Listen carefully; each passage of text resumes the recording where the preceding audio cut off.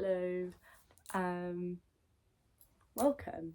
If you're watching this, you're probably somebody I know personally who has been telling me to start a YouTube channel, because one thing about me is I like to yap, and I think we should bring back having websites for ourselves. I think that's so fun. I think if somebody came up to me and was like, do you want my website? I'd be like, yeah, hell yeah. But university life has killed me, and I have no passion, no spark, no interest in the written word anymore, which is very shameful. Also, I can't do hand gestures. So here I am. And if you don't know me and you've somehow found this, the door's that way. Go away. No, I jest. I'm Tooth. That's not my legal name, obviously. But yeah, I'm Tooth, otherwise known as Thneedville or Thneedville Inc. or whatever. Good life, good times. But today I'm going to talk about some of my favourite albums. Not all of them. I was going to do all of my 5-star albums, but some of them I just don't really have anything to say other than I like them, like. But I thought I'd discuss some. I have some laid out. I own the CDs for some. Not all of them, because I get them all secondhand. Sometimes that's just not feasible. But yeah. Preface. I don't care about serious music stuff. I know a lot of pretentious people, men, who, you know, people really care about production, the quality, if it's done something, you know, if it's, you know, created a genre, if it's changed the world. I literally don't care. I don't care even a little bit. I'm really bad at talking about music. I'm really bad at describing genres, about whatever. I don't care, whatever, blah, blah, blah, blah, blah. Doesn't matter to me, which makes this really silly because I'm literally going to sit and talk about music. But what I do have is passion and charm and charisma. And if an album sparks joy, it sparks joy. I don't care how terrible it is. If it makes me happy, it makes me happy. And ultimately, is that not the goal of listening to music? And I have. And it's not just because I'm uncultured. So don't even try throwing allegations at me. I have listened to good albums. I just don't care for them. I feel like a lot of the time they're very sad, mopey man. And day to day, I do not want to be giving sad, mopey man energy. I want to be giving diva, slay, good times. And my music is going to reflect that if we ignore the fact that a lot of these are not that joyful, whimsy. But yeah, maybe I'll talk about better albums another day. But 'tis subjective at the end of the day. If it is not, then I don't care. I don't care. Keep your opinions to yourself. Make your own video. I don't care. And with that, maybe I'll get into it. Finally. We'll start off, I think. Oh my god. We'll start off maybe. By that I mean we are. We're gonna get my favourite done out the way. My favourite album of all time is, to no one's surprise, A Phoebe Concert Out by Panic at the Disco. Being a Panic at the Disco fan in the year of 2025 is embarrassing. I go out to places, I go to music things, I meet people in bands, and they ask me, what's your favourite band? And I do have to sit there and go, Panic at the Disco, even though that's objectively quite an embarrassing answer. But I cannot control the fact that 10-year-old me at 10 years old, a decade ago, half of my life this has been my favourite album. I can't prevent the fact that I listened to it at 10 years old and went, this is the best thing ever made. And I stand by that. I can't pretend that I don't know the entire discography off by heart, even though I don't like most of it. I can name every single song they've ever come up with. I can do that, which is not a normal skill to have, but it speaks volumes for the impact this album has had on my life. I used to sit there every single day of year 8 English next to my friend and be like, this is my favourite song, this is my favourite song of all time. And I was just going through the list. I was just going back and forth between the songs on this album. Basically every single lesson, I was like, this is actually my favourite song. Every single one of these songs has been my favourite song at least once. I promise you this. She's stunning. And do not look at this and go, don't even look at High Hopes, Panic at the Disco, and disregard this as a good album. It's a great album. It's actually pretty interesting. The first half of the album is like electronic dance music. Second half is like dark cabaret burlesque. Isn't that a fun combination? I think it's a great combination. I think it's spectacular. And you know, the themes of like alcoholism, substance abuse, adultery. It's not a shallow album. Ryan Ross was like, I'm going to take my trauma and turn it into something good, and that's it. He devoured. He ate. But yeah, she's gorgeous and stunning to me. Both of them will talk, phenomenal. Time to Dance, phenomenal. Time to Dance bonus points because it's about my favourite book, which is Invisible Monsters by Chuck Palahniuk. I'll do a video about books maybe, if I actually post this, if I actually keep up with it. But the bonus points. Commissado, incredible, just incredible. If you don't like this album, I get it, it's not everyone's cup of tea. But it's my cup of tea. It's my cup of kettle. It's my whole kettle of tea. Like, it's so good. It's a teapot of tea. What does that mean? I don't know. But it's great. I think it's great. And I'm forever thankful for her. I don't have the same like gut-wrenching reaction as like I used to when I was like 12, because I'm just so used to this album. But I'm never going to turn it off. I'm never going to not like it. Like, it's always going to be the it girl for me. And I also find this album funny because there's a lot of like things of like them being like, we don't care if you don't like our music, we're going to do it anyway, we're so cool. It's like, nobody's talking about your music, nobody's hating on you, you've not released anything, this is your first release, no one's hating on you yet. Chill it guys. Calm, there's time and place. But yeah, second one, Pretty Odd. This is, if you don't like a people you can't swear out, maybe you'll like Pretty Odd, vice versa. Because this is, they got high as hell, and Ryan Ross likes the Beatles. And then they made an album out of it. So this is Pretty Odd. She's pretty odd, one could say. Things are shaping up to be pretty odd, another could say. And she's very dear. She's very much more of an emotional journey for me. I have much more of an emotional reaction to this album than A Few You Can't Sweat Out. There's more somber vibes throughout. It's very spring, it's very bright, it's very bubbly. It's very pantomime, which isn't a descriptor of music, but if you listen to it and you think pantomime, I think it makes sense. It's very folk, it's very nice and whimsical, and we get Ryan Ross vocals. Ryan Ross, he's everything to me, which is embarrassing to say because I'm 20 years of age. But I do really like this album. I think it's a nice detour from the sound that they were doing previously, even though I like A Few Can't Sweat Out, obviously, but this is so nice. I was listening to it a lot in April, May time, because it's a spring album. But yeah, and like the lyrics are so nonsensical, none of it means anything, but that's the beauty of it. It's whimsical, which means it's super freaking epic and cool. And then on a similar vein, oh my god, I didn't mean to do that.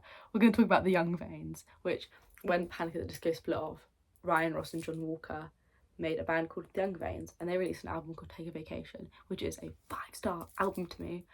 I don't own it because I would literally be bankrupt if I did, and also I would have to find it and then become bankrupt, and that's a whole mission of things. But if any sugar daddies want to hit me up, I jest, but I actually don't jest at all. I'm being so for real. But that's like Beatles, the album, but like not the Beatles, and it's Ryan Ross and John Walker singing, and I love these two. They're so fun and whimsy. I don't have much to say about the album. It's very 60s, very Beach Boys, very Beatles, very comment si say swag. But yeah, I like that a lot. If you like Pretty Odd, maybe you'll like that. But moving on to not Panic at the Disco, but very closely related, Fall Out Boy. I could say about a billion things about the entire pre-hiatus discography, but I'm not going to say much about Take This to Your Grave and Failure Do. Know that these are both incredible albums and they're very close. My top 4, which is just all the pre-hiatus Fall Out Boy, very close. I find it very difficult to rank them, but my second favourite is Infinity on High. It's popular music of Thanks for the Memories and the scene, it's a arms race. But that was silly for me to do, but this is a really good album, and I think the lyrics really step up in this album. This is when you really start seeing some of the classic, oh my god, Fall Out Boy lyrics, like I love you in the same way there's a chapel in the hospital, which, if you know anything about me, I love religious imagery. I love it so dearly. I literally have my Virgin Mary candle right there. And I love medical imagery. I think it's so interesting, and then just like putting it together in a Fall Out Boy song, and it's Hallelujah, which is a great song. It's just phenomenal. And yeah, I can't describe the sound because Fall Out Boy's difficult for me to describe, because I guess it is like pop punk emo, like 2000 style. When I say emo, I am always going to forever mean MySpace emo. I'm basically never going to refer to something as emo in the way that pretentious men refer to stuff as emo, like Sunny Day Real Estate. Does that even count as like pretentious man emo? I don't know. In my head, that's what that is. But this is just Fall Out Boy. This is Fall Out Boy, right?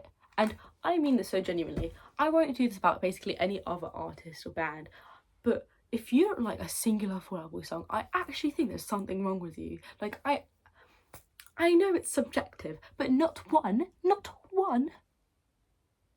I think fundamentally you've actually, like, you're lying. I actually just don't believe you, and I hate you, and don't talk to me.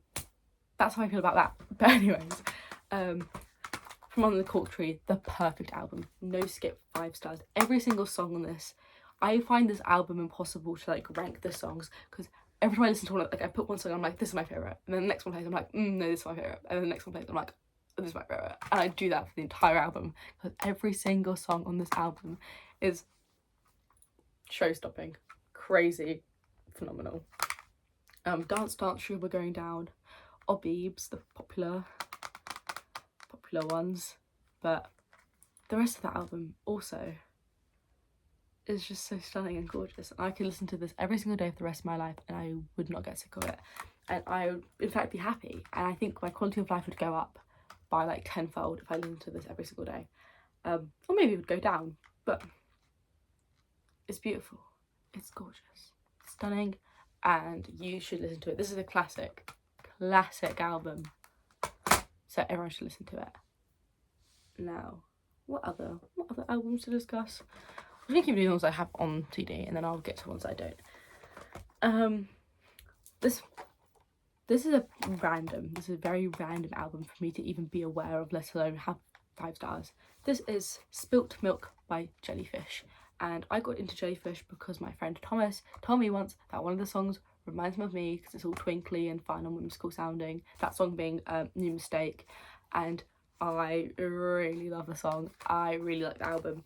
And Jellyfish inspired McFly, and I really like McFly as well. So this album's goated. That is not a word I usually say. That was very silly, but it is. I think it's really underrated. It's from the 90s, but it has very much 60s, 70s influence. I think I don't really listen to 60s or 70s music, but that's kind of the vibe I get, and it looks like that. So yeah, and I also really enjoy watching live videos. Not that many really exist, but I like seeing them live because the drummer is the singer, so it's just the fucking drum kit at the front of the stage. I think it's great. I think it's whimsical. I think more bands should do that. But it's very twinkly, it's very fun. It's also very nonsensical, again, kind of Pretty Odd-esque. None of the words mean anything. None of the lyrics really mean anything, but they sound nice and they make me feel good, and I like the album a lot. And you can still tell it's from the 90s. Joining a fan club especially is quite 90s. It reminds me of Weezer quite a bit, which I don't really like Weezer because I get bitches, of course. But I think this is a really fantastic album, and I think it's severely underrated, and I don't really know why it's not more popular, other than it's probably the sound wasn't really what was going on at the time.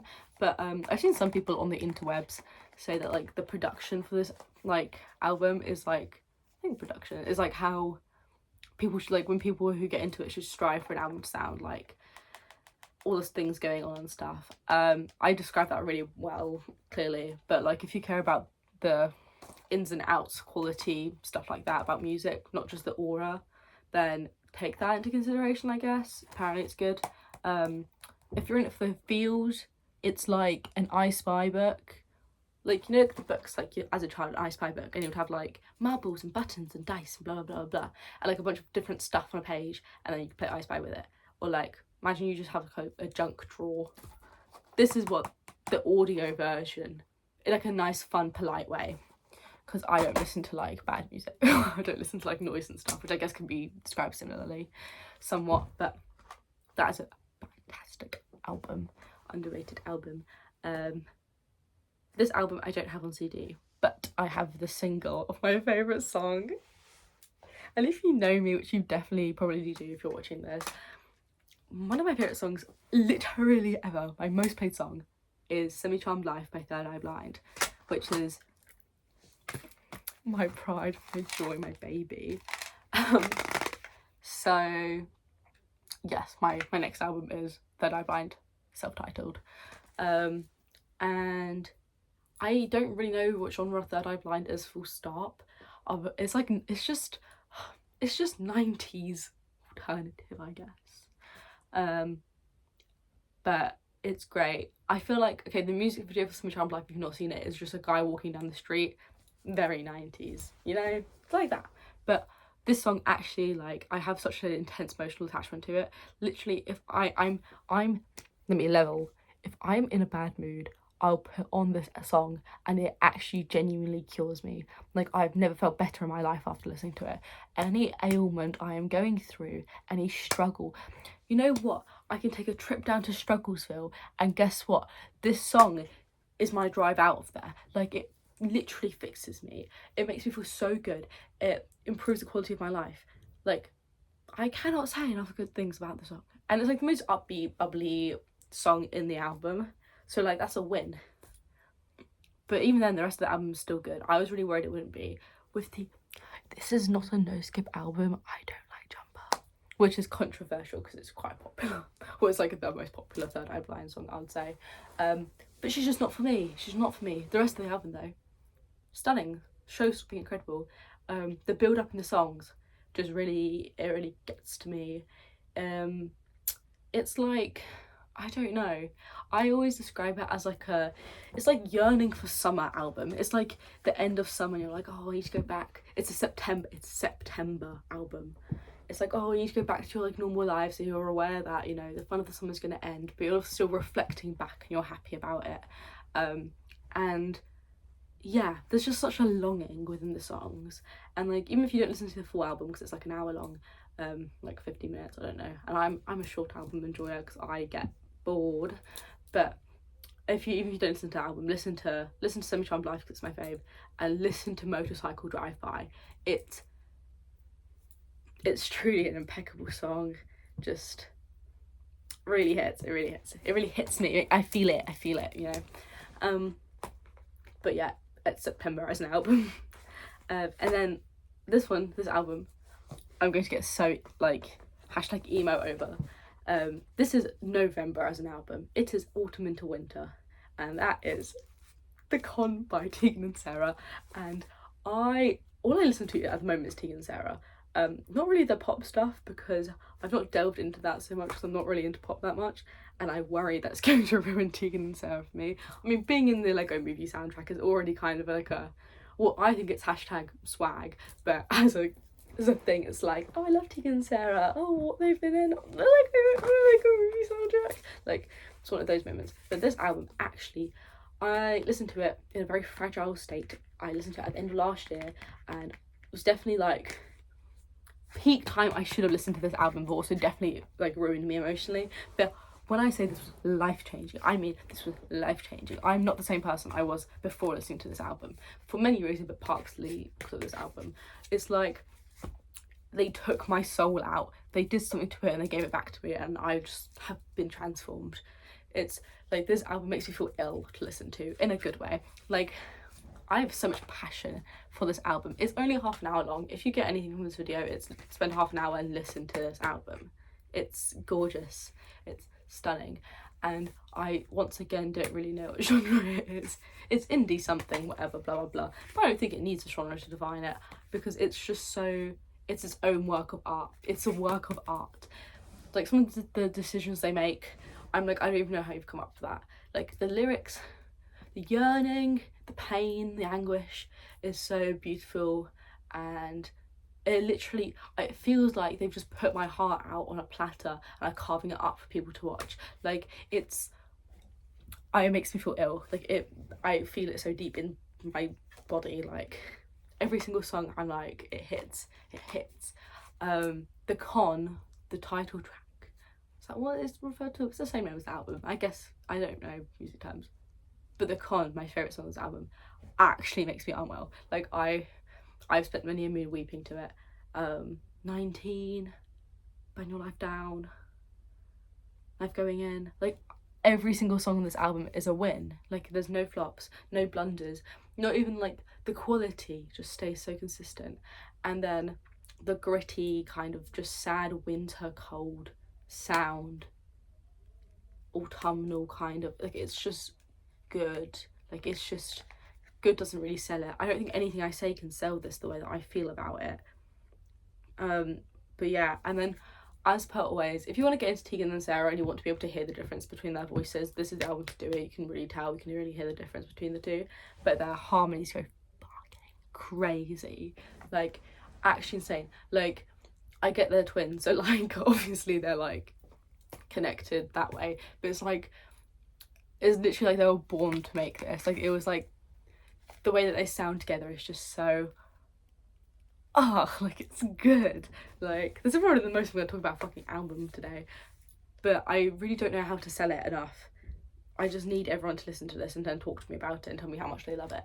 And I'm aware this is not going to be everyone's cup of tea, and I'm aware some people are probably going to listen to this and be like, this is really generic, whatever, which if you do, then just sort yourself out. Like, grow up, get a life. But I think this is one of the best things I've ever listened to and ever will listen to. Like, I'm chasing the high of the feeling this album gives me every single day. And I listen to a lot of albums, new ones and stuff, and I don't think anything has ever made me feel the same way this has made me feel. Even other Tegan and Sarah albums, like, it's one of a kind. Its pace in my life is one of a kind, and I love her so much. I really cannot say enough good things about this album. She is so gorgeous to me. She's so stunning. She's so princess. She's so angel. She's so, I'm going to over it. But I love her. I just love her. It's like, I could keep saying random visual descriptors to try and describe the noise, but that's not really how music works. And I feel like I've done enough preaching. I feel like my reaction to this album's done enough that maybe you should listen to it, which you all should, because it's only half an hour long. And yeah, and then the last kind of album I want to talk about, I don't own on CD. I have other 5-star albums that are just not that interesting to say anything about, because I'm just like, they're good albums, I don't know what else you want me to say. They're great for the genre, I don't know what else you want me to say. But this album is in my top 3, so I have to mention it. And I do not own it on CD, because I don't think actually I could get it on CD, because this is a really random band from Japan. All the songs are in English, but the album is Songs I Mailed to Myself by Injury Tape, and my friends will know that I severely love this album, because I say all the time that I'd let it impregnate me, which is quite a compliment if I do say so myself. But I listened to this the first time in October 2022, which is also the year it came out, and I listened to it so much in that month that they were my 5th most played artist of the year, just off of that album. And it's only half an hour long. So what you should all do, my task for you, spend the next hour listening to The Con by Tegan and Sarah, and then listen to Songs I Mailed to Myself by Injury Tape. And that's a nice hour of your life listening to some tunes that I like. But this is like, the thing about this album is there's nothing really special about it. It's like Midwest emo, post emo math rock guy who can't really sing over some guitars type beat. But I listened to it and like it just clicked, like in my head, like I was like, this is it, like this is it. Like I had such like a feeling about it, like everything just made sense, like the album just worked for me. And I have a lot of albums that I'm like, oh, this could be a 5-star album, but like for me to be like, this is a 5-star album, it has to make me feel something I've not felt before, like it has to resonate with me in a way. And this album just did that. And if you like the genre generally, you will like this, like you just will, because it's nothing new, it's nothing not done before, but it's just, there's an aura around it that makes me feel really good. And I've been listening to a lot kind of recently because the weather's not been very good. I should be ska punk maxing because it's summertime and that's summer music, but instead I've been listening to Injury Tape and Tegan and Sarah, so what can you do? But yeah, this album's truly like one of the best, one of my favorite, like top 3 albums like ever. I severely like her, obviously, but I enjoy it greatly, and I think it's an album that I feel like a lot of people that I know would like. I always discuss this album, always bring it up. I don't think many people that I'm friends with have listened to it though, because fake friends. No, I jest. God forbid I make a joke. But it is really good and it's really short. And yeah, and Lightning Bug from the album, the song. But obviously I did not need to describe all of that. But Lightning Bug's like one of my favourite songs also ever, probably like top 5 songs. No, definitely top 5 songs, because every time I hear it, I actually just like, I'll be like on my bed listening to it and the song comes on, it's like the second song on the album, and I just like, oh, I just like fall over, like I'm anguished, like not anguished because that's a bad emotion, but I'm just like overcome with such like enjoyment and like excitement, and that song is truly something special, I think. So listen to that. But yeah, those are all the albums I feel like discussing today. Maybe I'll do more. Maybe I'll talk about other things. Maybe I don't know. Maybe I won't post this, but many a friend have told me I should do this, so here I am. And I also do like talking to myself and also listening to myself talk back, because I'm full of myself. I jest. But thanks. Leave album recommendations in the comments below. I jest, or maybe I don't jest. Maybe for real do that. I don't know. If you disagree with me, shut up.